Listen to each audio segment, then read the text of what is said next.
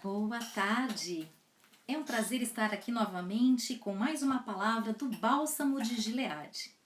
Nessa tarde eu vou trazer uma meditação na Bíblia, a mensagem na linguagem contemporânea, em 2 Coríntios capítulo 12, versos 7 a 10. Me acompanhe. Por causa da grandiosidade daquelas revelações, para que eu não ficasse orgulhoso, recebi o dom de um obstáculo que me mantém em contato permanente com as minhas limitações. O anjo de Satanás fez o melhor que pôde para me derrubar, mas o que conseguiu foi me pôr de joelhos. Sem chance que eu ande de nariz empinado e orgulhoso. No princípio, eu pensava nele como um dom. No princípio, eu não pensava nele como um dom e pedi a Deus que o removesse. Repeti o pedido 3 vezes. Então, o Senhor me disse: minha graça é o bastante. É tudo do que você precisa. Minha força brota da sua fraqueza. Assim que eu ouvi isso, achei melhor me resignar. Desisti de ficar pensando na limitação e comecei a apreciar o dom. Foi uma oportunidade para que a força de Cristo trabalhasse na minha fraqueza. Agora, enfrento com alegria essas limitações, com tudo que me torna pequeno. Abusos, acidentes, oposições, problemas. Simplesmente permito que Cristo assuma o controle. E quanto mais fraco me apresento, mais forte me torno.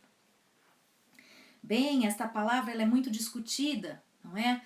O apóstolo Paulo, quando encontrou-se com Jesus, de perseguido, ele passa a ser um discípulo, ou melhor chamando, um apóstolo do próprio Cristo. Mas aquele encontro foi muito impactante. Aquele encontro realmente transformou a vida de Paulo de todas as formas. Transformou a sua personalidade, o seu caráter, e inclusive a sua qualidade de vida, porque a glória do Senhor foi experimentada na vida de Paulo.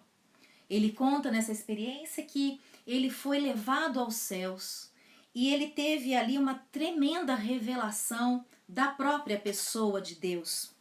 E ele disse que se no corpo ou no espírito, se através de uma visão ou realmente, pessoalmente, presencialmente, ele não sabe. E ele coloca: Deus o sabe. Mas a verdade é que Paulo, quando torna ao seu estado normal, ele fica 3 dias cego, sem poder enxergar.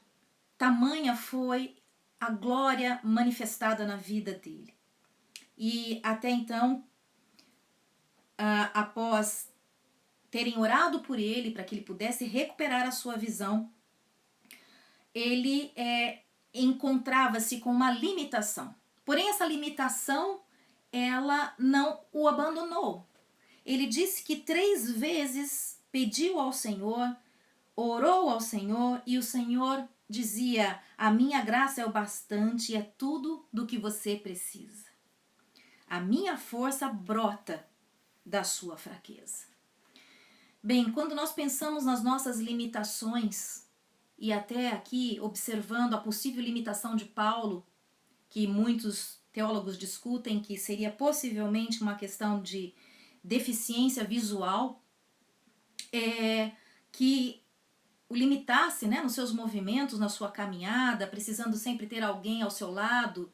Nota-se que muitas vezes para escrever ele tinha quem redigisse as suas cartas, outras tantas ele apenas assinava. Então a grande possibilidade é de que havia realmente uma limitação na sua visão. Mas se vocês observarem, Paulo, ele tinha todos os dons.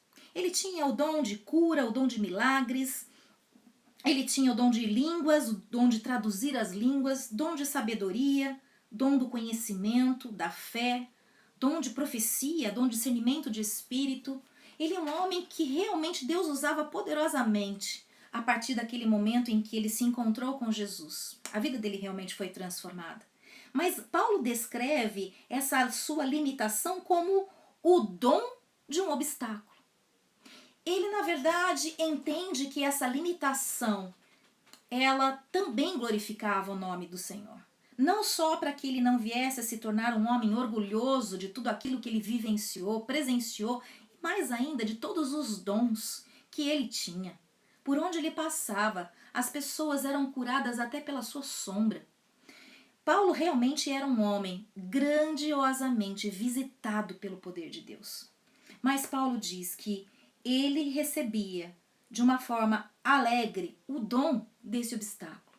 Ele tinha dons super importantes, ele tinha dons maravilhosos, dom de milagre, o dom de cura, mas ele se regozijava, ele se alegrava em Deus, neste dom específico.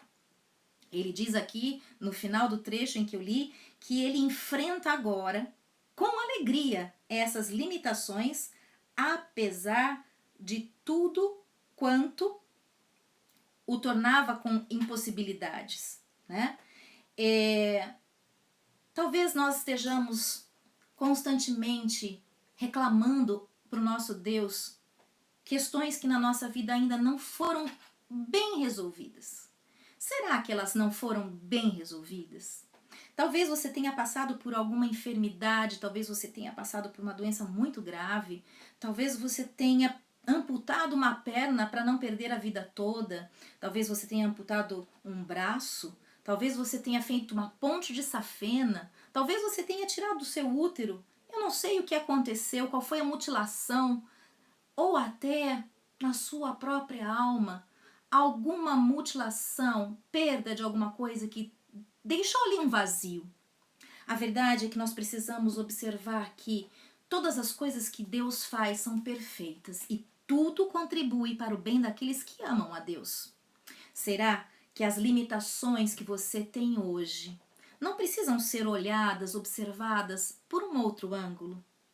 Quem sabe Deus não completou a obra por inteiro, porque desta forma você continuaria permanentemente glorificando o nome dele, ao invés de esquecer-se daquilo que ele já fez por você.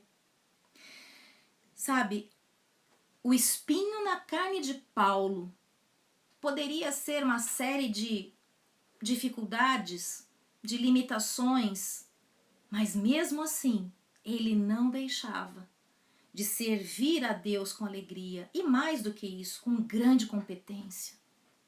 Por onde Paulo passava, até a sua sombra trazia cura e libertação.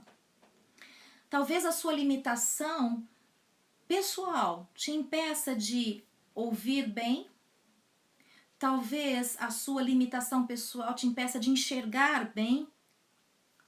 Eu não sei qual é a limitação que você pode estar vivendo e constantemente vivendo um pesar tremendo na presença de Deus por não estar tudo em perfeito estado ou perfeita condição.